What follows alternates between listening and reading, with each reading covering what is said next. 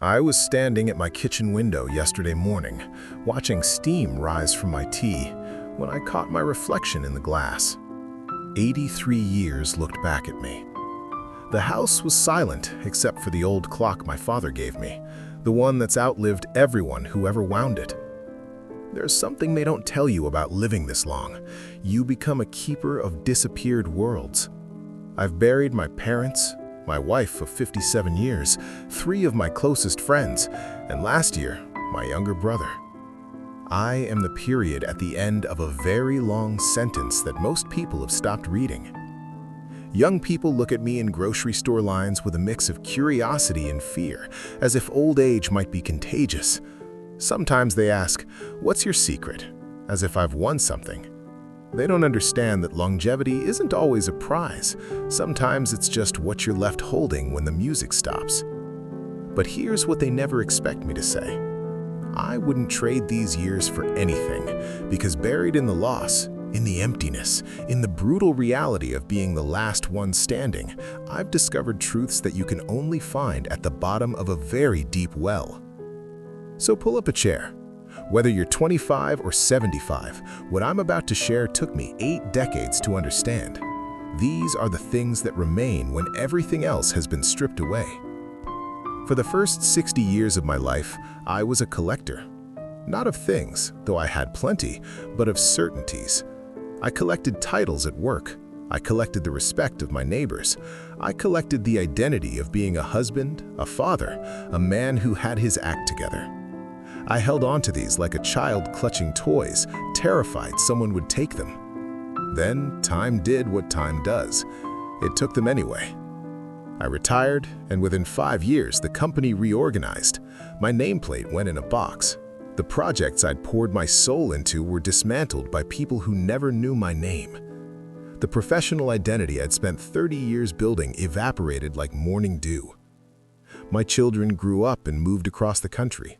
They call on Sundays, most Sundays, but their lives spin in orbits I can barely see anymore.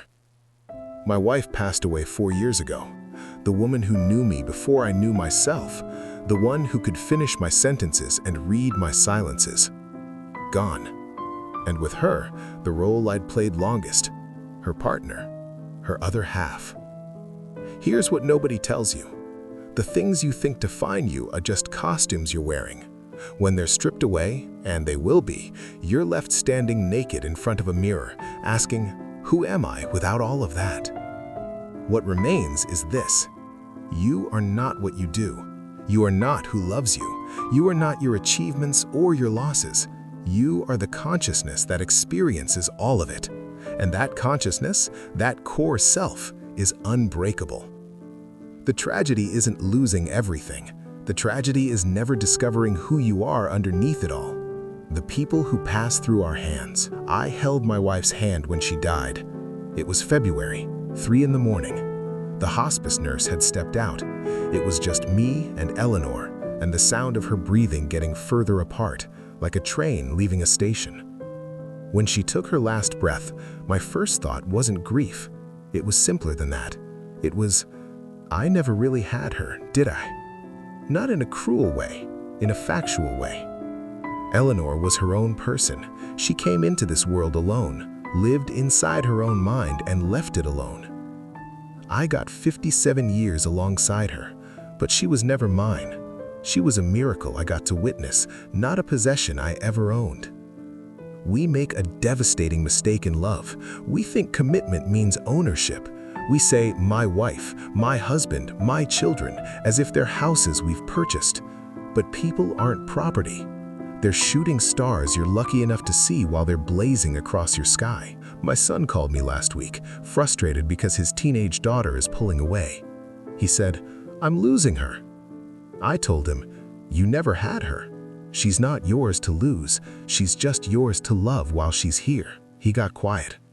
Then he said, that makes it worse. No, I said, it makes it everything. What remains is this. Every person in your life is temporary. Your parents, your partner, your children, your friends, they're all on loan to you. When you understand this, 2 things happen. First, the grip of attachment loosens. Second, the intensity of appreciation explodes. Stop trying to hold people. Start experiencing them like thunderstorms, magnificent, temporary, and completely beyond your control. The grief doesn't go away, but it transforms from robbery into reverence. Last month, I was going through old photographs. There's one of my 40th birthday party. 23 people crowded into our little backyard. I spent 3 weeks planning that party. I barely remember it happening. But I remember a Tuesday in June, must have been 1978. Eleanor and I were driving home from somewhere. She was eating an apple, the window was down. Her hair was doing that thing where it never quite stayed behind her ear. The radio was playing something forgettable. She looked at me and smiled for no reason at all. That moment is clearer in my memory than my wedding day. Here's what I've learned. We spend our lives waiting for the memorable moments to arrive. The promotion, the vacation, the milestone birthday. We think those are the moments that will define us. But life isn't built from peaks, it's built from the valley floor. The extraordinary moments are lovely, but they're too big to hold in your hands. They slip through. What you can hold, what you carry with you, are the small, quiet, unremarkable moments that you paid attention to. My grandson visited last Christmas. He's 7. We sat on the back steps eating cookies, not talking, just watching the neighbor's cat hunt invisible things in the flower bed. 20 minutes. Nothing happened. That's the memory I'll die with. What remains is this. Stop waiting for life to feel significant. It's significant right now. The coffee you're drinking, the texture of the chair you're sitting in, the sound of traffic outside your window. This is it. This is the whole thing. If I could go back, I wouldn't seek more success or more adventure. I would seek more attention. I would notice harder. I would linger longer. Because at the end, you don't remember the highlight reel. You remember the moments when you were actually present enough to feel yourself being alive. The hardest companion. There's a question I get asked often. Aren't you lonely? The honest answer is, sometimes, devastatingly so. But there's something worse than loneliness. It's being terrified of your own company. For most of my life, I avoided silence. I filled it with radio, with television, with projects, with noise. I surrounded myself with people because I was uncomfortable with the person I became when everyone left the room. After Eleanor died, the house became a canyon. Every sound echoed. The silence felt aggressive, like it was interrogating me. I had 2 choices, run from it or sit with it. I sat. And slowly, over months, over years, something unexpected happened. I started enjoying my own company. Not in some forced motivational poster way, but genuinely. I learned that the voice in my head, the one I'd been running from, wasn't an enemy. It was an old friend I'd been ignoring for decades. Here's what remains. You will eventually be alone with yourself.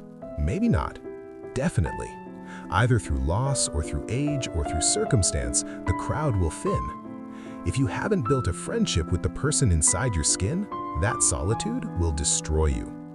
But if you have, if you've done the hard work of forgiving yourself, of understanding yourself, of accepting your own flaws and celebrating your own resilience, then solitude becomes freedom. I've learned that I am whole. Not because I've achieved anything, not because anyone loves me, but because wholeness was always my natural state. I just spent decades fracturing it by seeking completion outside myself. The greatest relationship you'll ever have is the one with yourself. Start treating it like one. The arguments that don't matter. If you asked me to list my biggest regrets, we'd be here for hours. I'd tell you about the job I didn't take, the trip I postponed until it was too late, the kiss I almost gave my wife in a parking lot but felt too self-conscious to follow through on. But those aren't what keep me up at night.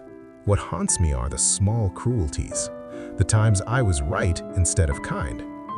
I remember an argument I had with my brother in 1991, something about money he owed me, $200, maybe less. I was right. He promised to pay me back and he hadn't, so I made sure he knew it. I lectured him. I made him feel small. He paid me back 2 weeks later. We never spoke about it again. but something between us calcified that day, a tiny hardness that never quite dissolved. He died in 2019, cancer.